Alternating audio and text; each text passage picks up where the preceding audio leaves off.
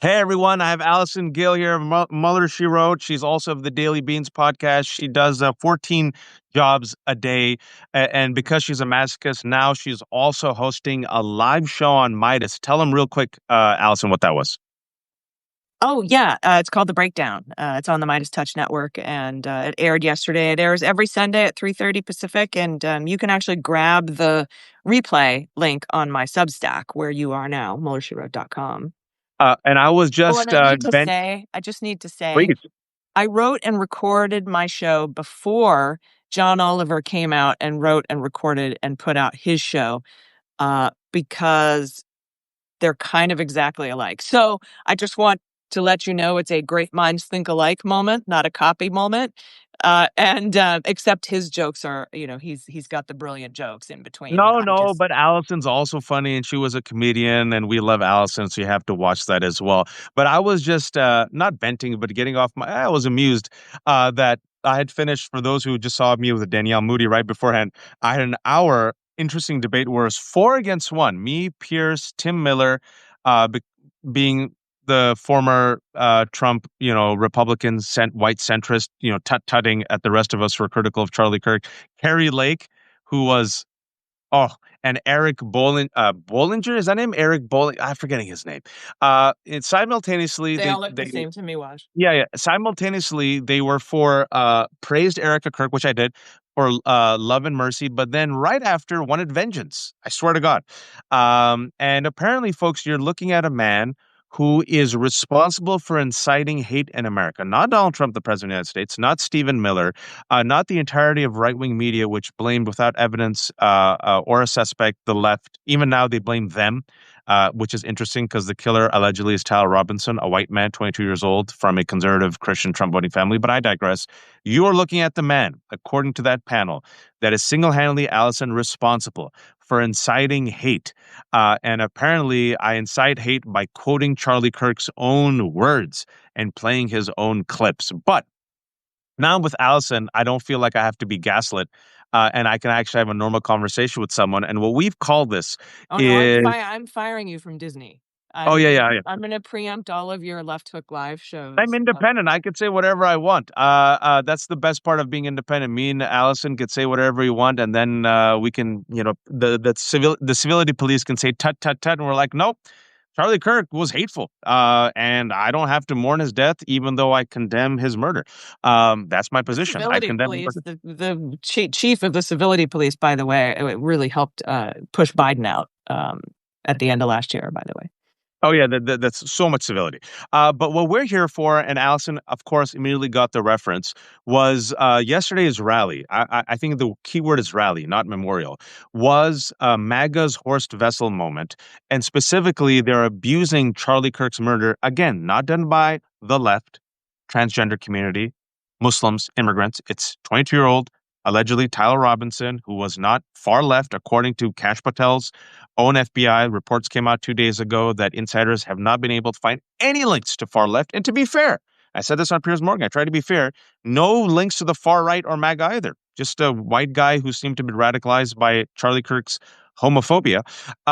He seems to be the killer. But what we're witnessing and what we saw last night, because I'm a masochist and I saw clips of that rally, is them making Charlie Kirk into a martyr for their march towards authoritarianism. Allison, you seem to agree with me. Can you tell people who Horst Wessel was and how Goebbels, Nazi's chief propagandist, used his murder? Oh yeah, so in like 1930, I think Yeah. he was murdered, killed, and he was a member of like the paramilitary wing of the party, and they used that in order I mean, it was kinda like the Archduke Ferdinand moment, right? They Yep. they used that, in order to generate all their propaganda and say, if you speak poorly about the Nazi regime, and they used that to silence several, actors and anybody who would, you know, do do the horrible things that people like Waj are doing, where you maybe say, "Hey, maybe Horst Wessel wasn't the best person." But that's who was shot, and that's who they used to justify taking away everyone's liberties. And also, 2 years after that, Goebbels had the "Storm is Coming" speech. And folks, as we were watching it, see, this is what's so interesting. They said this to me on Piers Morgan. It's the left's fault. You call him Nazi and you call him fascist, and that's what increased hate. And I'm like, the guy who That's tried what to, makes him a that's what makes Stephen Miller write that speech was you. yeah, it Because was me. you called him a Nazi, and he was like, "Well, I better just write a big old Nazi speech then, Since because you called, why?"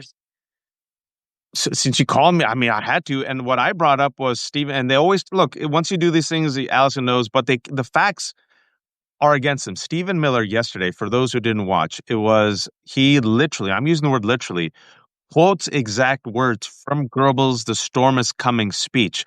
As people were watching it, they're like, holy shit, this is Goebbels' speech, like almost word for word. And, the storm is coming and you are nothing. You have built nothing. Your culture is nothing. And we will attack you. And now the storm is here. And so that was Stephen Miller, a white nationalist, literally quoting Goebbels. So maybe, Allison, if you don't want people to make, oh, I don't know, Nazi comparisons, don't quote Hitler because Trump has repeatedly quoted Hitler. Maybe don't quote Goebbels.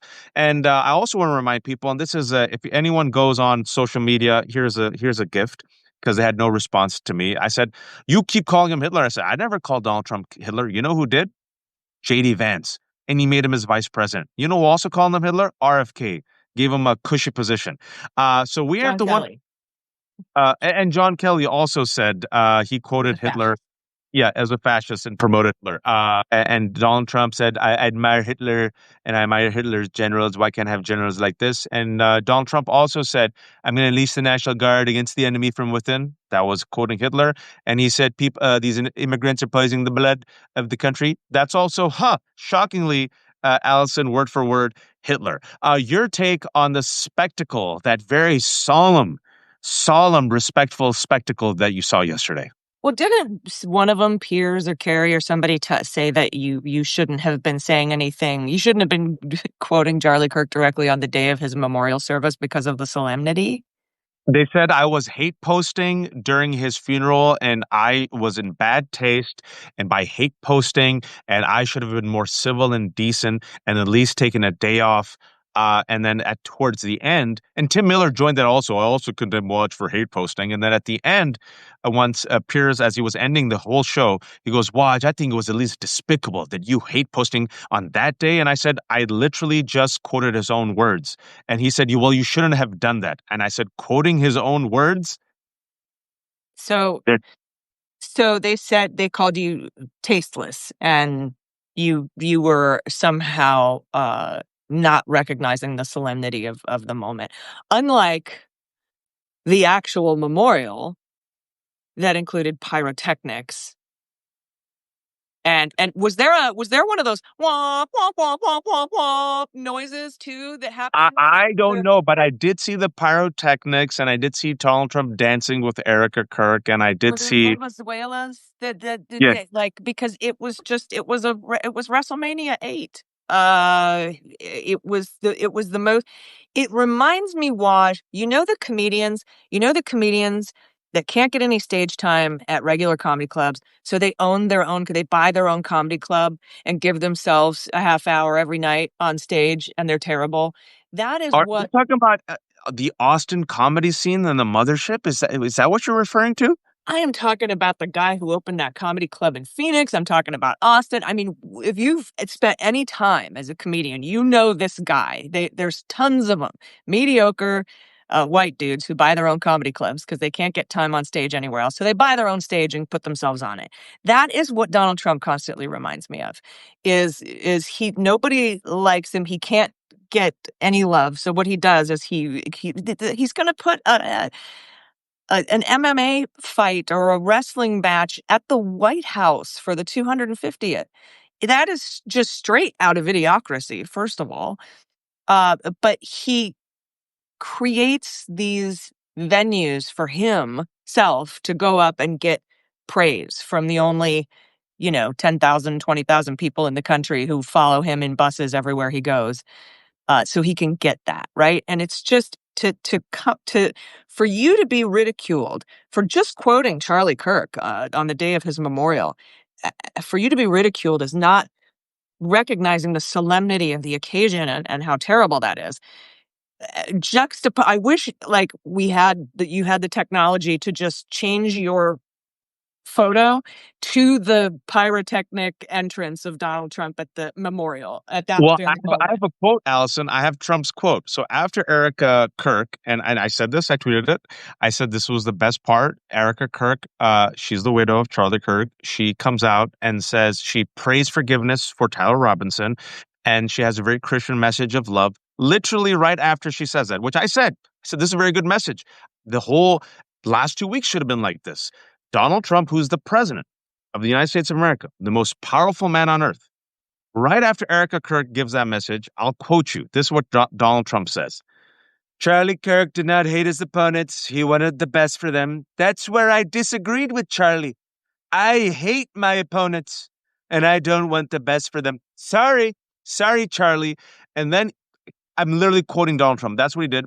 And then he spends the next 45 minutes in airing grievances. It was Festivus, just mocking and ridiculing all of his critics, making lies about tariffs. Tariffs are making us rich again, making examples of crime. But instead of talking about Ghislaine Maxwell or Tom Homan, we'll talk about that for a second. He talked about unleashing the National Guard against Chicago. And this is where the MAGA movement is very fascinating, Allison. And I want your take on this because right before Erica says something very Christian, very lovely, they clap.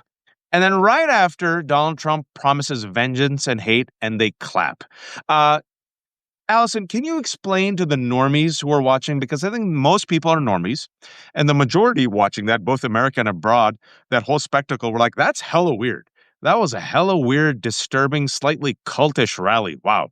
But can you please break down to the normies how you can simultaneously applaud a woman asking for love and forgiveness in Christianity, and then simultaneously applaud and respect a man who literally goes against exactly what Erica Kirk said, goes against Charlie Kirk, it was his funeral, hijacks the next 45 minutes to air grievances and says, and I quote again, I hate my opponents and I don't want the best for them. How do you reconcile this?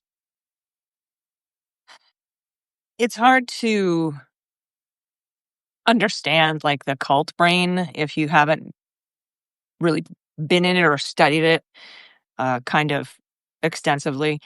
But they want to be able to hate us, and this gives them that permission. And they claim to be doing it out of love for each other and out of love for Jesus. This is, I mean, this is the authoritarian playbook. We've seen it a million times. You talk about, um, what happened with Wessel, but the thing that I th- I think gets the applause lines for both sides of those coins is the fact that Stephen Miller is coming out and now dehumanizing us. They started with dehumanizing the immigrants, right? They're vermin. They're poisoning the blood of America. Now the Charlie Kirk thing has allowed them to say Antifa and transgender ideology, domestic violent extremism There you go. There you go. is the problem. And for him to come out and say that group of people, us, Democrats, left-wing Marxist, all that stuff that Hitler and Goebbels said about their opposition and their dissidents. Uh, all of you are non-human. And, I mean, basically, if you read between the lines of that speech, he's saying, we're building an army, an ICE army, a Gestapo right now of people. We're actually poaching local law enforcement who are MAGA and in our cult to come and join ICE to create rifts between local law enforcement and mayors and local politicians. We're recruiting a giant army to come after you. Anyone on the left, anyone that we think is Antifa, anyone who disagrees with us, anyone who calls us fascists. I don't think they know what Antifa means, but I don't think so, no, either. um, and to dehumanize us so that when that day comes, the people that were in that stadium are happy that we're being detained against our rights. Now, That's exactly it. it will backfire on them as it has with immigration. Because, I've said it a million times, the neighbor is the number one national unit, that and back to the Fugitive Slave Act. You had a bunch of segregationist, racist assholes that were pissed about the Fugitive Slave Act because they were tearing apart communities. It was tearing apart communities. We see it now. But as Pete Buttigieg said, Donald Trump wants you to think he's way more popular than he is, and he wants you to think you have far less power than you do. And that's why they hold these big giant rallies with pyrotechnics and rigged polls and lie about their numbers at the inaugurations and crowds and whatnot. And it's to make us think that they outnumber us and that there's not going to be any midterm elections and we should just throw in the towel and obey in advance, which is chapter 1 in On Tyranny. And so Absolutely. that's where this is headed. It took about 3 or 4 years, I think, from Wessel to full-blown trains to Dachau, but here we are in just 9 short months. And the people who call this out, it reminds me, it's the same old white supremacist story in America. If you are against racist, you're the racist. If you're calling out bigotry, you're being divisive. If you want reform, you're the radical. And I'm sick and tired of, and this is not Well, to Black Allison. communities have had to deal with this forever. Once they fight back, they're labeled as violent, and thrown in jail, right? And you can't, Colin Kaepernick, how dare you kneel? Can't kneel. How dare you peacefully march? Can't peacefully march. How dare you say Black Lives Matter? You can't do that. So what's the end goal? Just die. And that's what we're witnessing right now, right? The fact that the rest of us, folks, and I refuse to engage in this hagiography of Charlie Just Kirk. lethal injection, right? Oh, yeah, Involuntary lethal injection.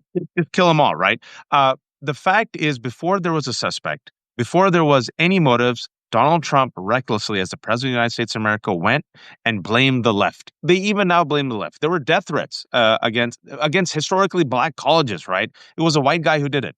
And they still today, instead of acknowledging the number one domestic terror threat, which is white supremacist terrorism, the DOJ folks scrubbed it. They scrubbed their own study just a couple of days ago, right? And then The day after Charlie Kirk was shot. yeah, and then you have um, these Democrats, 95 of them, Allison, and I'm pissed off about this. Look, you can condemn the murder. You should condemn the murder, in my opinion. I think political violence in America, a country that has 400 million guns, you do not want vigilante violence in this country. It's going to be terrible. You condemn have to, you don't have to, side with Republicans for Charlie Kirk Remembrance Day. And I just want to say, on behalf of the non-whites, you know how insulting that is for the rest of us, that you're demanding that we properly mourn for a man who said that Islam is a sword. He quoted this on September 9th before he was killed. Islam is the sword used by the left to slit the throat of Western civilization in America. It wasn't a Muslim who killed him. It was a white guy. MLK was an awful person, and the civil rights movement was a mistake, and George Floyd was a scumbag. He said that, of course, after George Floyd was killed, choked to death. He also promoted violence. He was fine with the January 6th insurrection. He actually told his own community, his own viewers, to pay for David DePape, a Trump voter who almost killed Paul Pelosi. He asked them to pay for his bail. And then you have 95 Democrats, Allison, coming out and saying, yes, let's be civil and vote for Charlie Kirk Remembrance Day. Allison, my mind, I feel like my brain is leaking from my ear. Allison, your response. Yeah. Well, then we have the fake war with Venezuela, right? And we're blowing up boats in the Caribbean that are, on their way to the United States with no proof of that. They're many, many miles away and probably not headed to the United States. But that's like the fake war. That's like the fake conflict with France, right? With John Adams and all of that back in the day, like to use as pretext for the Federalists to take away liberties. So it's tale as old as time. But because we're not teaching proper history in this country, and we're whitewashing museums, and we have short attention spans generally as a public. We're also inundated with a million times more information per day than we were 50 years ago. Uh, they're trying to sneak it past us again. I mean, this is why, you know, remakes of 80s movies do so well. It's because nobody saw them in the 80s. People I forgot. saw them. I saw them. Yes, I did as well. But, and generations do this. They'll be like, the Gen Z is like, "We invented gay pop music," or we, whatever it is. The generational memories are short. And I think creating those, sort of millennials versus boomers and Gen Z v Gen X, that is by design to create rifts between generations so we don't talk to each other about shit that's happened before and shit that we've been through. So, again, isolating people, which is an authoritarian tactic. I think that's part of it. Um, and that's a shame. But it's so odd, Waj, to have a little bit of intelligence and knowledge in this world and to see it as plainly as it is. With that speech at Charlie Kirk's thing, with exploiting his death to destroy liberty and impede on First Amendment rights, and call anyone on the left Antifa, this ambiguous thing that doesn't exist, your domestic terror organization. It seems so glaringly obvious to many of us, but I don't think it is to most of us. And the reason why it isn't is because they still believe, much like Bob Iger, much like Schumer, much like others, much like Tim Miller, who I was on with, that they'll be safe. Much like Van Jones. I'm part of the establishment. I'm part of the club. I'll be okay. They won't come after me. It's a big club. There's a whole poem about that, you guys. There's a whole poem about that. And those Who people wrote have that? quoted that poem. Did it Who get to wrote? the end of it? And then they came for me. Everyone And that but me. That's how the poem ends, Waj. They never came for me. I was safe and I lived in my fifth floor walk up in the Lower East Side. What the fuck? Lutheran pastor Niemöller, who, by the way, actually had a mea culpa, and at first, during the rise of the Nazi movement in the 30s, thought, this is fine. He himself was complicit until it was too late. And then he wrote that poem. He goes, I made a mistake. And all the wealthy folks, it's not just whites, overwhelmingly white folks, but wealthy folks, including people of color, who thought that they would be safe. I give you the abduction of Rumeza Ostrek, who co-wrote an op-ed and in broad daylight was friggin' abducted by a masked armed agents and sent to Louisiana. I give you Mahmoud Khalil. I Mama give Sevilla, you yeah. Kilmar Abrego Garcia. And even then, you saw these folks say, it's the immigrants, the Palestinians, the activists, the radicals. I'll be okay. And then we kept saying, they're coming after all of us. And now you see, even when the alleged killer is a white man, the language, like Allison said, I hope you all listen, they, them, the radical left, Antifa. What does that mean? It means whatever they want it to mean. And Allison also talked about Well, how just like Tren de Aragua meant whatever they wanted it to mean. They grabbed a couple of tattoos off a 2017 British Instagram page of clocks and crowns, and said that if you're brown and have these tattoos, you are Tren de Aragua. You're a terrorist. You're a narco terrorist, and that gives me the right under the Alien Enemies Act to send you to Sea Code. And who has invoked the Alien Use Act? Stephen Miller. Who has used the words invasion? Stephen Miller. Who has used the words insurrection? Stephen Miller. Who is the shadow president who apparently is pulling the strings because Donald Trump is aging and cankled? Stephen Miller. Who quoted Goebbels? Essentially, just go compare the Goebbels speech and Stephen Miller's speech yesterday. It was Stephen Miller quoting Goebbels, who was also a master propagandist, using and abusing tragedies like the Reichstag fire and also the murder of Horst Wessel to create a movement against them. And then also J.D. Vance wrote the foreword of a book. The book's name is Unhuman, in which the author literally is describing the rest of us as exactly that, unhuman. And when I went and visited Auschwitz in Poland, I remember we were just talking about U.S. politics. I think it was during Donald Trump's first administration, and the gentleman who was the tour guide, he said, he volunteers his time because his grandfather apparently survived and left the camps, right? But he leaned in And he said, that's how it starts. And we're like, what?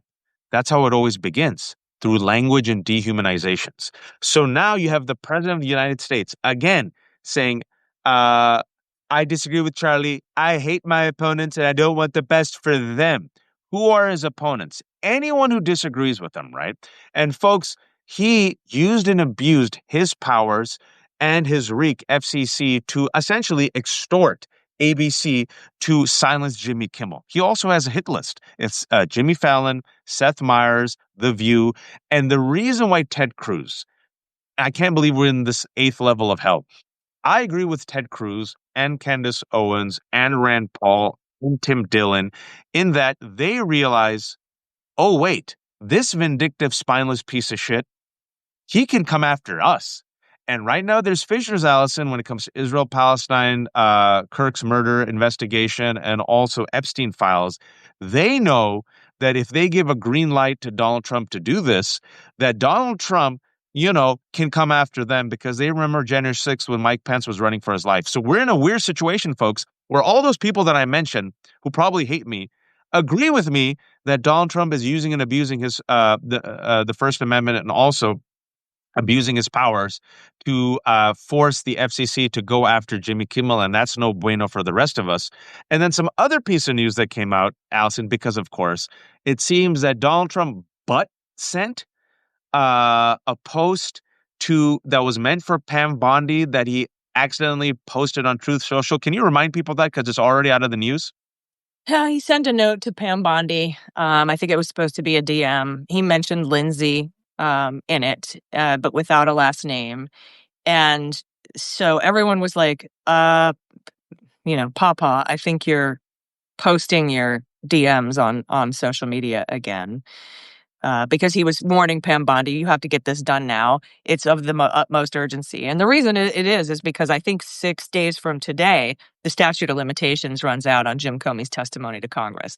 It's been just about six days short of 5 years. And so that's the urgency. Then he deleted the post. And then he reposted it to include Lindsay Halligan's last name and to make it look like he meant to post it publicly all along. And so that's kind of where we are now. Now, Maggie Cleary is in charge of the Eastern District of Virginia, but Donald Trump wants Lindsay Halligan. So it's just a huge, clusterfuck. But that's what that was about. And everyone was kind of like, oh, look, he's posting his his private messages to his social media feed again.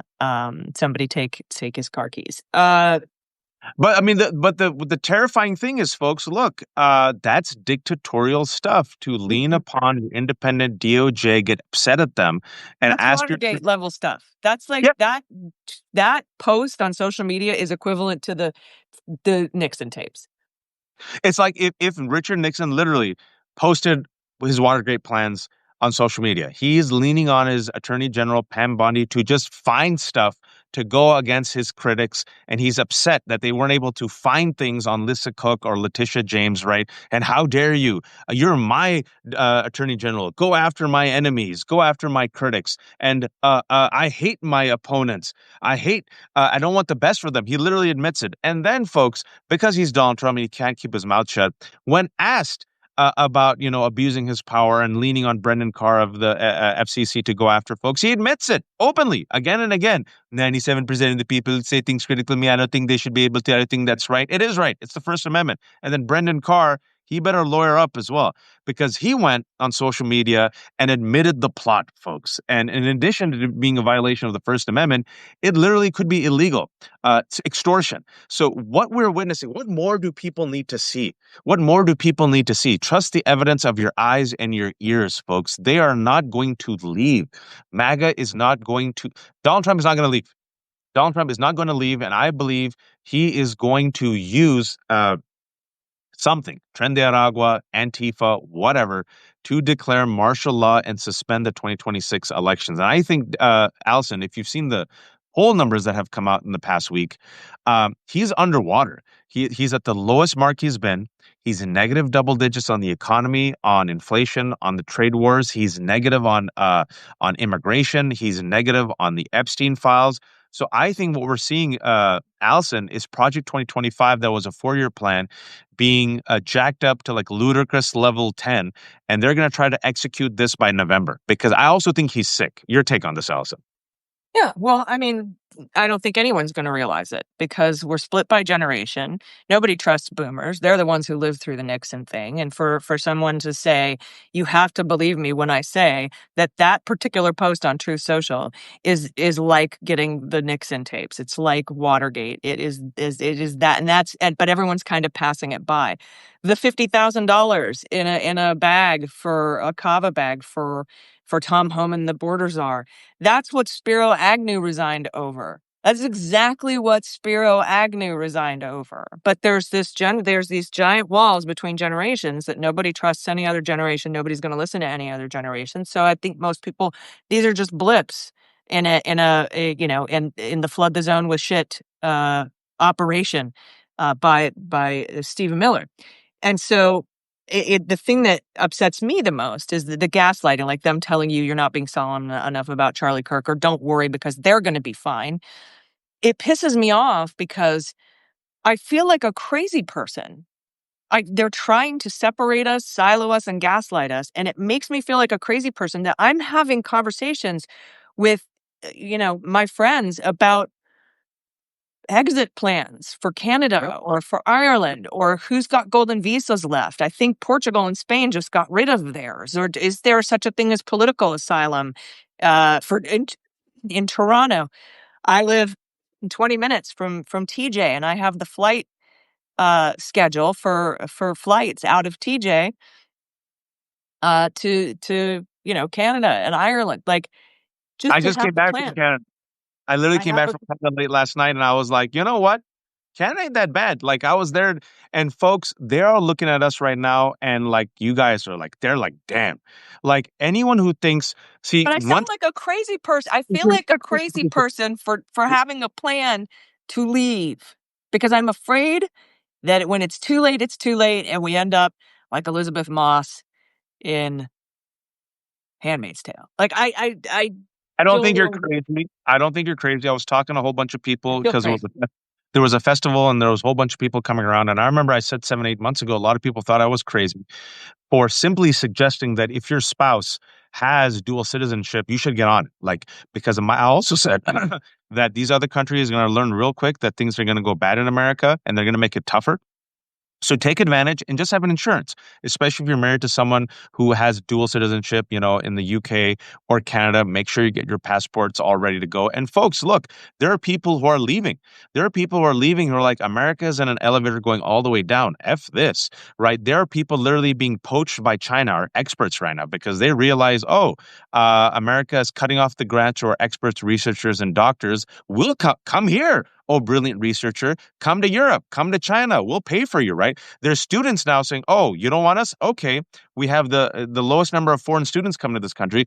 Tourism has dropped. American currency has dropped. Right? Trade war is terrible. America's brand that was plus 15 with Biden is now negative 3%. I was in Canada. They all look at America like things are bad.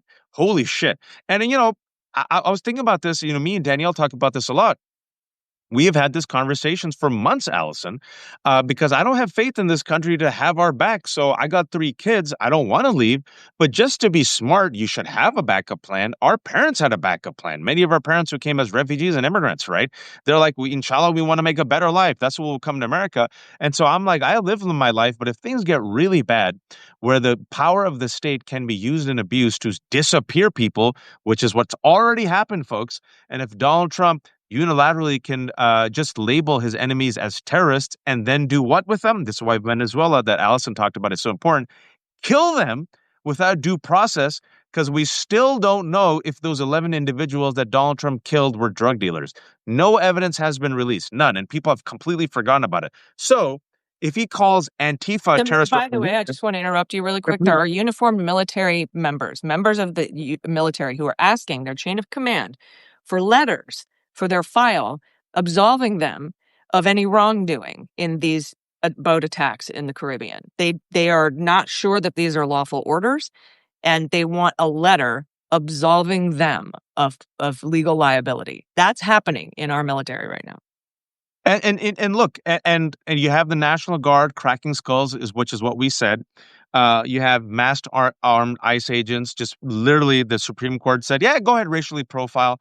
No racial profiling to make America equal again." And then you have 95 Democrats spending more time praising Charlie Kirk than actually endorsing Zoran Mamdani. So I don't think you're crazy, Allison. The thing is, of course, you don't want to bend the knee.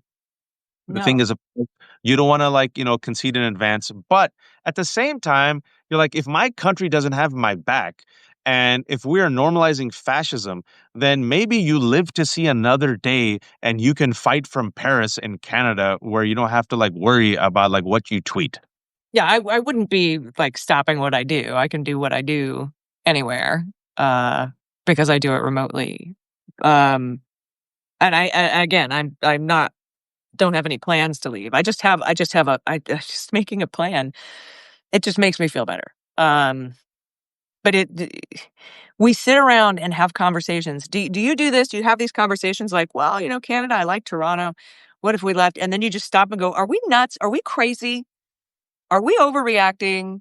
Like, no, yes. Like, I have friends who are on, tenure visas, and I wanna be like, "Don't worry about it, like, everything's gonna be fine. You have a 10-year visa."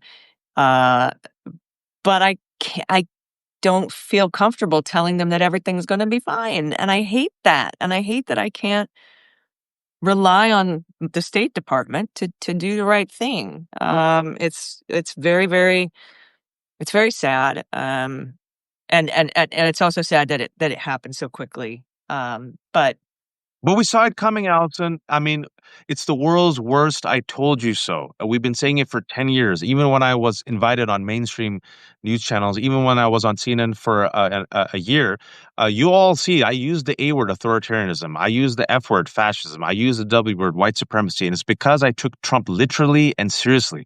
I trusted the evidence of my eyes and ears, and I did not engage in the civility politics.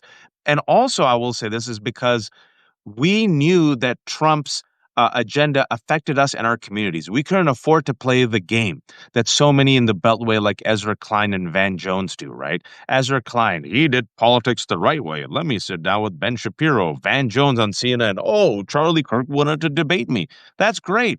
That's wonderful. But at the same time, this is the same man that they adulate who say that I'm literally trying to replace them, and he promoted the January 6th insurrection, and he promoted the same friggin' hateful conspiracy that has radicalized people to commit violence against Muslims. And Donald Trump ran on the Muslim man, and I think a lot of Americans thought that their whiteness and their wealth would protect them. And now they're witnessing, going back to Niemöller's famous poem, whoopsie, we ain't safe.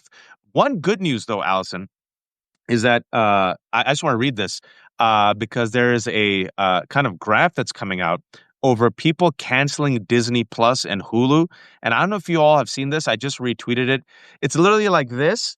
And then in the last weekend, I swear to God, it goes like this. Bang. Disney has lost a lot of money. I canceled I'm over the part of weekend. that. I had to Google how to cancel Disney because they make it really, really convoluted in the I app. found it. We found it. And now you're seeing the power of the majority, because I do think, Allison, Donald Trump, and I think you mentioned it, he's overplayed his hand. He's overplayed his hand on Charlie Kirk. He's overplayed his hand on canceling Kimmel. He's overplayed his hand on immigration. He's overplayed his hand on trade wars. I think the majority, I was in Canada, majority's looking at this Charlie Kirk adulation. They think it's hella weird. They've won the base, Allison, but the base is not the majority. And furthermore, Donald Trump is underwater. Furthermore, the Latinos who voted for him and the young people who voted for him have shifted back to 2016 numbers. So this is an increasingly small but incestuous, violent, radicalized base. But there's also fissures in this base, Allison, and I pay attention to the fissures. Epstein, that ain't going away. Candace Owens is on a warpath when it comes to Kash Patel and his investigation on Charlie Kirk. The economy, Donald Trump is old and cankled, and Israel Palestine. What's your take on these fissures that the majority can exploit? I think the fissures are great, and we obviously need to exploit as much as we can, even if it's like we talk about death by a thousand paper cuts. I've got a couple of lawsuits out there trying to wrest free the Epstein file training videos and things like that. But there's also a lot we can do with our wallets, like you said. I canceled Disney, you canceled Disney, Hulu, ESPN, ABC. We saw it happen to Target. Target lost 5% on back to school week, which is unheard of. Costco got that 5% because they're not assholes. But those exploiting those cracks, I think, is long what we've been, what's her name? Andrea, who I had on the podcast, talks about the things we can do. We have Chop Wood, Carry Water by Jess Craven. That's We've right. got a Good Trouble segment on our show.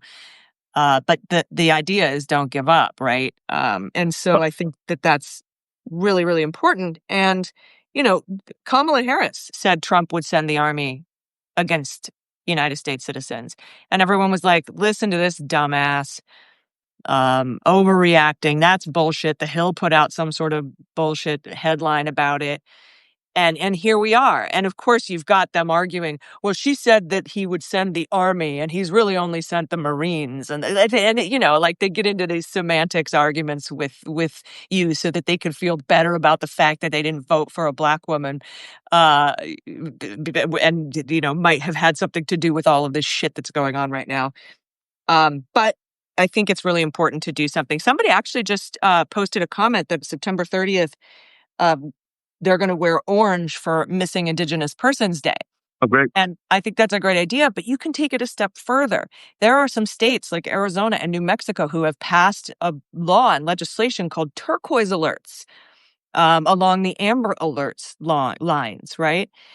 For missing Indigenous children. So get a group together and talk to your city council members and your county board supervisors and talk to your governor's office and your state assemblies and your state legislatures, or try to get a proposition on the ballot to get a turquoise alert system in place for missing and Indigenous kids. Start it small, but make that your project. Resisting fascism and autocracy has to be focused, right? I've got a friend who does nothing but track ice planes all day. And that's making a huge difference because that caused ICE to, change their call sign from Global X to Tyson. They started pulling some of the information off flight trackers. Avelo Airlines is painting over their tail numbers and their logos on their plane because they don't want to be associated with it. It makes a difference. These little things that we do that we I can do absolutely agree. make a These difference. these little things that Allison talking about, it's death by a thousand cuts. Everyone's looking for a haymaker. A haymaker doesn't take out a fascist regime. Everyone has a role to play. Mockery. People, authoritarians hate being mocked. Mock them. Use Charlie Kirk's own words. Have you noticed that they do not play any clips of Charlie Kirk? Why is that? Because if you play the entirety of what he said for 10 years, you're going to get a stream of hate. They get really, really pissed off if you play Charlie Kirk's words. I would recommend spend this week, play it, just do clips. He literally spent 9 minutes ranting about MLK. Play his clip where he says Civil Rights Act was a mistake. Play his clip where he doesn't believe in the separation of church and state. Retweet his tweets where he talks about Islam and Muslims. Play his clips when he talked about women and immigrants. It's all there.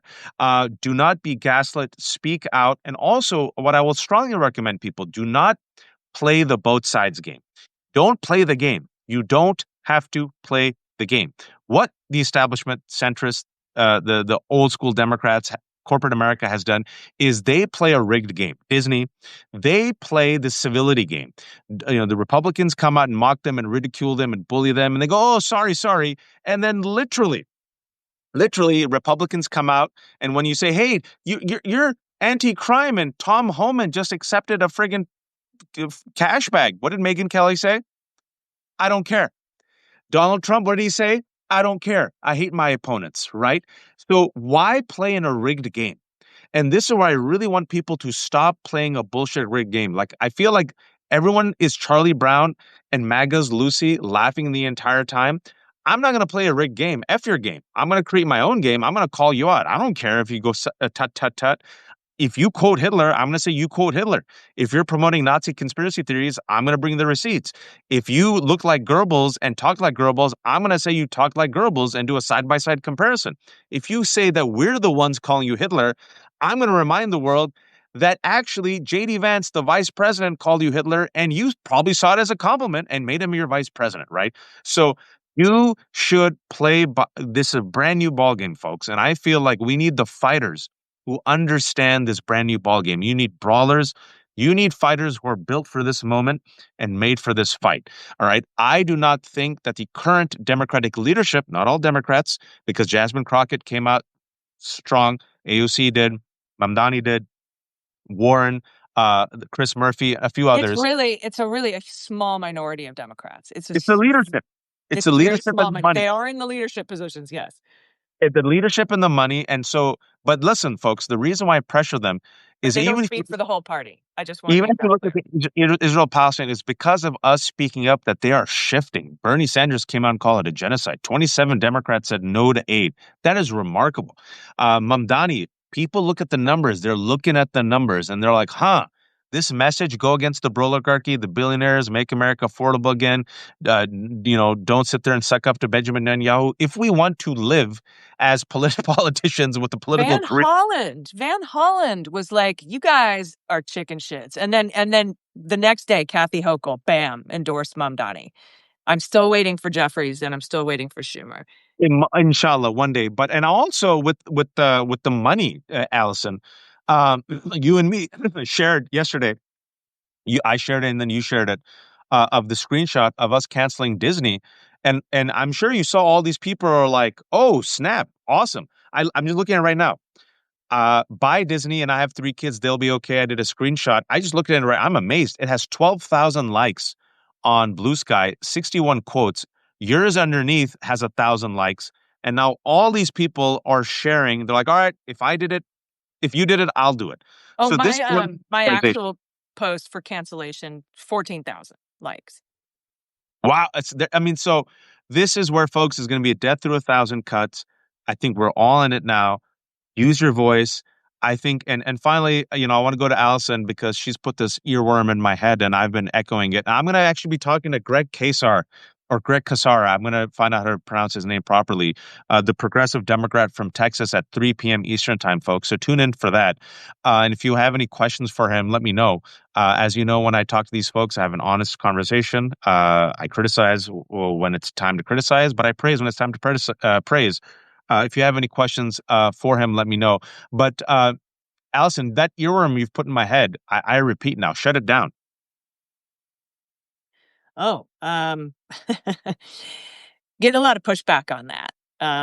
Right? Are you seeing a lot of sort I'm of seeing more and pushback more about? people say, "Oh, yeah, shut it down." I've seen nothing but like more people are like, "Oh shit, really? Yeah, why should they fund the government?" That's what I've seen.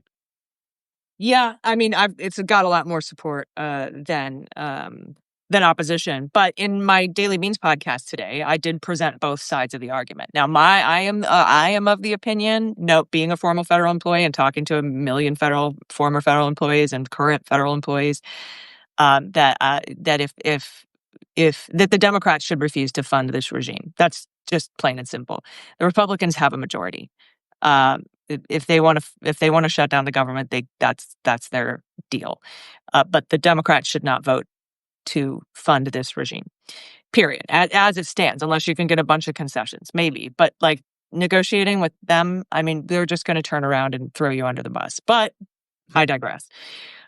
So the opposite argument, though, and this is a very good argument. I still am on the side of shutting it down, despite this argument. But if you shut down the government, it usually takes about 5 or 6 weeks lag, but the courts start to shut down.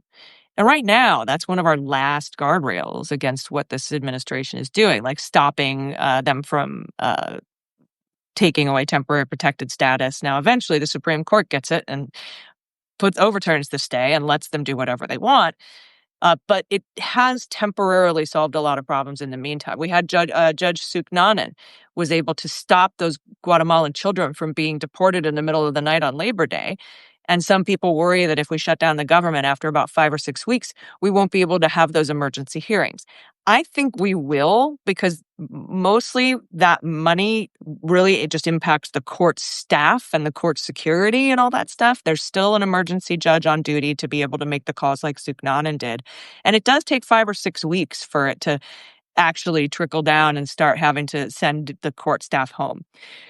So those are my, those are the two sides of the argument, and will not ever tell anyone that, that they're a piece of shit for not wanting to shut the government down. But I'm going to be pushing very hard to not. Absolutely. I don't see it as shutting the government down. I see it as not funding this regime, and That's that's what that. and that's good. I agree with that. Don't fund this hateful regime. That should be the messaging, right? And put the onus on Republicans. They have the It's House. on They have the them. Supreme Court. It's the executive. All right, you get it done. You have the numbers, and I'd come up with the list. We'll fund it if you get the National Guard and ICE off our streets. We'll fund it if you stop this stupid trade war. We'll fund it if you stop spreading hate. We'll fund it if you release the Epstein files. We'll fund it if you release the names of the 11 people you killed that you called terrorists. Right? Let's honor Charlie Kirk. And release the Epstein files. That's one of the things he wanted at the end of his life, right? He said, release the Epstein files. So I think the onus should be on the Republicans. This is the type of hardball that Democrats need to play. And folks, look, Donald Trump is underwater. He's double digits underwater in the economy. He's underwater on immigration. He's hammered all the Latino voters that jumped off. The young voters who jumped off. It's bad. He doesn't look good. Epstein is a major fissure. Charlie Kirk's murder is a major fissure, with the right wing not buying Cash Patel and the investigation's answers. The economy is a major fissure, and Israel-Palestine is a major fissure. And as you saw, Donald Trump went all in with Netanyahu, a war criminal. I think it's our job to exploit these fissures, but then also use our voice to engage in boycotts and pressure Democrats. And if the Democrats are unwilling to do it, elevate the leaders within the party who can do it. And they do pay attention to the voices. And listen, I'll say this. The last thing I'll say is the one color that trumps all the colors in America, even the color white, is green. And Disney's freaking out right now because they did not accept this. They didn't expect this type of backlash because, Allison, we have the majority. If the majority organizes, we can do wonders. And I will say this, Allison, because I hear this a lot, and I'm going to be 10 toes down on this. We have lost about 25 to 30% of Americans. I've been saying this for 10 years. Look at all the numbers. They live on Earth 3. They're not evil people. They don't have horns on their head. They believe Donald Trump won the election. They don't believe in vaccines. I can't win them over. Stop wasting your time. Don't just stop wasting your time. Win over and mobilize the 70%. Win over the majority. Keep the door of the caravan open. If 5 to 10% of those 30% want to jump on, welcome them. You want to expand the pie. Doesn't matter if they're coming on 5 minutes ago or 5 years ago, expand the pie. But work on the 70%. And if you work on the 70%, we can finally have reformation. Allison. Yeah, no, I agree. We can have the Democratic Party that we want. We can, do a lot of really great things. It would have been a lot easier if we voted the other way in November. Now we're way back down at the bottom of the hill with a bigger rock and a steeper hill. But we're all Sisyphus right now. And speaking of that, this Friday, I'm going to be doing a Substack Live with Simon Rosenberg of the Hopium Chronicles. So I hope everybody subscribes to MullerSheWrote.com so you'll get an alert when we go live, and then it'll be up. Like our discussion today will be up after the live is over so people can watch the replay. But that's why I'm still here and why I'm still doing what I'm doing, is because we are the majority. And while we can't trust the FBI, the Department of Justice, the Bureau of Labor Statistics, the CDC, I trust us. And I'll continue to do that and fight for us. We're the majority. We're the majority, folks, and you're seeing the fissures, and now's the time for bold, progressive reform. And that's what seems to be winning, folks. Listen, people don't have fidelity anymore to terms like Democrat, liberal, progressive, democratic, socialist. You're seeing people vote for Mamdani who voted for Trump. You're seeing people vote for AOC who voted for Trump. You're seeing people who would have voted for Bernie vote for Trump. They just want their lives better. And these institutions that everyone, the centrists say are great, they see them as vehicles of oppression. They don't care. Who will make my life better? Who is speaking to me? Who is going against the oligarchy? Who is giving me a better story? That is a message that will resonate, and you can unite so many people around this. But it requires guts, and it requires someone willing to speak out and say it. And that's our job, to use our majority to go against and put pressure. Use these levers, and we do our part as independent voices. I, of course, am very popular and powerful because I was told today that I am to blame for increasing hate, not Donald Trump. Me, the father of three children driving a minivan, apparently have more power than Donald Trump for calling out Charlie Kirk and the right wing's hate. So you're looking at one of the most powerful people, one of the great influencers of our time, a thought leader in I am also very powerful, Waj. I've been told that it is all my fault that we're where we're at because I didn't I don't know, I didn't hate Mayor Garland enough. I'm not sure. It is your fault. I blame you. In time of doubt, I always just blame Allison. I had a flat tire. I'm like, Allison. I had gas. I'm like, Allison. It is in time of doubt, just blame Allison. But when you're not blaming her, listen to her great podcast, Daily Beans. It's a fantastic daily show where she distills all the news with facts, some humor and snark and curse words. Go subscribe to Muller, She Wrote. Like me, she's a terrible capitalist. She works like, I don't know, 90 hours a day, does like 14 jobs. I said that without hyperbole. Become a paid subscriber. And also, if you have a little bit left over, then just subscribe to me. You don't have to become a paid subscriber. Give the money to Allison. Everything is free. It's the left hook. Allison, what did I miss? Shamelessly promote yourself. Promote yourself like a white male Republican. I don't know how to talk like that. Yeah, honestly, I would love it if everybody just went to my Substack and watched my latest video show on Midas. Again, with the caveat that I did not yet see the John Oliver show. It wasn't out yet. John Oliver's show wasn't out yet when I wrote my show. I just wanted to make that caveat very clear. And also watch the John Oliver because he's just way better at, at the jokes than I am. So, thank you for having me. Thanks for talking with me, and thanks everybody. Gosh, we almost have 2,000 people here. That's amazing. I hope 2,300. yeah. I hope 300. everybody goes out and does something today. And if you don't do something for the resistance that's small and focused, do something for yourself because that's actually an act of resistance too. We need joyful warriors. That's right. It's a long walk, rest, detox when you have to, and then take care of yourself, inform yourself, your family, take care of your street.